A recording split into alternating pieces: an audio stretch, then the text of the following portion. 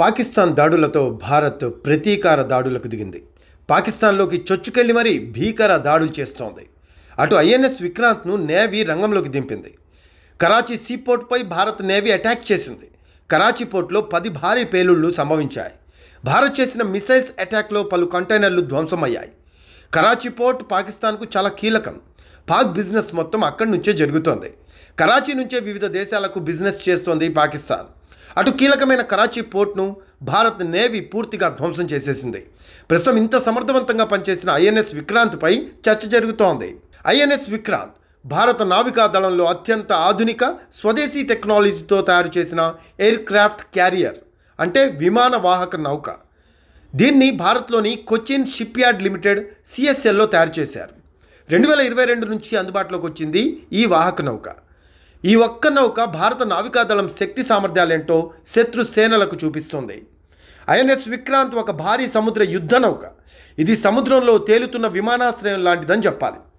ఈ నౌక మీద యుద్ధ విమానాలు, అంటే ఫైటర్ జెట్లు, హెలికాప్టర్లు. ఇది సముద్రం మీద నుంచే శత్రు లక్ష్యాలపై డైరెక్ట్గా దాడి చేయగల కెపాసిటీ ఉన్న నౌక. శత్రు నౌకలను, జలంతర్గాములను, గగనతలం నుంచి వచ్చే బెదిరింపులను సమర్థవంతంగా ఎదుర్కోగలదు. దీని పరిణామం చూసుకుంటే ఇది 262 మీటర్ల పొడవు, 62 మీటర్ల వెడల్పు కలిగి ఉంది. దాదాపు 3 ఫుట్బాల్ మైదానాల సైజు ఉంటుందని చెప్పాలి. ఎన్ని విమానాలను మోసుకెళ్లగలదు అంటే 26 నుంచి 30 ఫైటర్ జెట్లు, MiG-29K, తేజస్ లాంటివి 10 హెలికాప్టర్లను మోసుకు వెళ్లే కెపాసిటీ దీని సొంతం.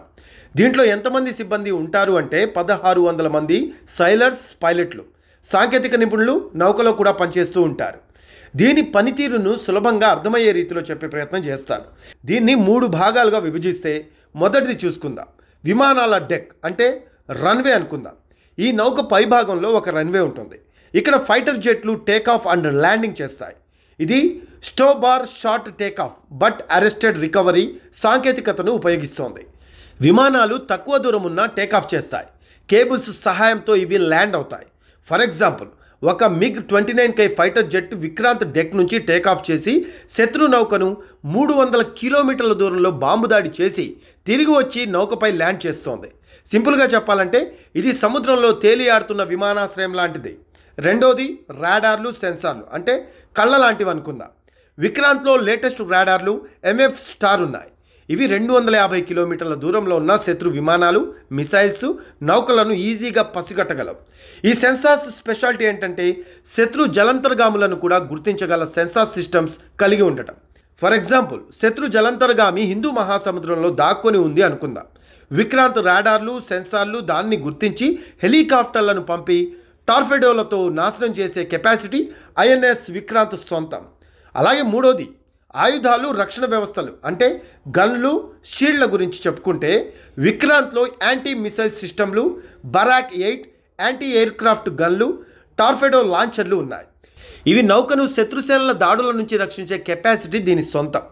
ఫర్ ఎగ్జాంపుల్, శత్రు దేశం విక్రాంత్పై క్రూయిజ్ మిసైల్తో దాడి చేస్తే బెరాక్ 8 మిసైల్ ఆ శత్రు మిసైల్ను గాల్లోనే నాశనం చేసే సామర్థ్యం ఉంది. ఇది నౌకకు ఇన్విజిబుల్ రక్షణ కవచం లాంటిదని చెప్పాలి. సినిమాల్లో లాగా మనం హిందూ మహాసముద్రంలో ఒక యుద్ధ సన్నివేశాన్ని ఊహించుకుందాం. శత్రుదేశం భారత తీరాన్ని దాడి చేయడానికి నౌకలు, జలంతర్గాములు, విమానాలను పంపించింది అనుకుందాం. ఐఎన్ఎస్ విక్రాంత్ ఆ టైంలో ఇలా పనిచేస్తుంది. ఫస్ట్ గుర్తిస్తుంది. రాడార్లు 200 కిలోమీటర్ల దూరంలో శత్రు విమానాలను, జలంతర్గామిని గుర్తిస్తాయి. తర్వాత దాడిని మొదలు పెడతాయి. విక్రాంత్ నుంచి MiG-25K ఫైటర్ జెట్లు టేకాఫ్ చేసి శత్రు నౌకలపై బ్రహ్మోస్ మిసైల్స్తో దాడి చేస్తోంది. దాంతోపాటు రక్షణ కూడా కల్పిస్తోంది. శత్రు మిసైల్ను విక్రాంత్పై దాడి చేస్తే బరాక్ 8 సిస్టమ్ వాటిని గాల్లోనే నాశనం చేసేస్తాయి. అలాగే జలంతర్గామిపై దాడి ఎలా చేస్తుంది అంటే విక్రాంత్ హెలికాప్టర్లు టార్పెడోలతో కలిసి శత్రు జలంతర్గామిని నాశనం చేసేస్తాయి. అంత అత్యాధునిక సాంకేతికత దీని సొంతం. ఇది నెలల తరబడి సముద్రంలో ఉండి హిందూ మహాసముద్రం లేదా అరేబియా సముద్రంలో కార్యకలాపాలు నిర్వహించే కెపాసిటీ ఉంది. ఫైనల్గా సింపుల్గా చెప్పాలి అంటే ఐఎన్ఎస్ విక్రాంత్ను ఒక సముద్రంలోని సూపర్ మ్యాన్ పోర్టు లాగా భావించవచ్చు. ఈ పోర్టులో సూపర్ మ్యాన్లు, అంటే ఫైటర్ జెట్లు, శక్తివంతమైన గన్లు, అంటే మిసైల్స్, అత్యంత శక్తివంతమైన గాగుల్స్, అంటే రాడార్లు ఉంటాయి. ఈ పోర్టు సముద్రంలో ఎక్కడికైనా వెళ్ళి శత్రువుని గుర్తించి దాడి చేసి తనను తాను రక్షించుకోగలదు. ఇది భారత్కు సముద్రంలో ఒక రక్షణ కవచం లాంటిది.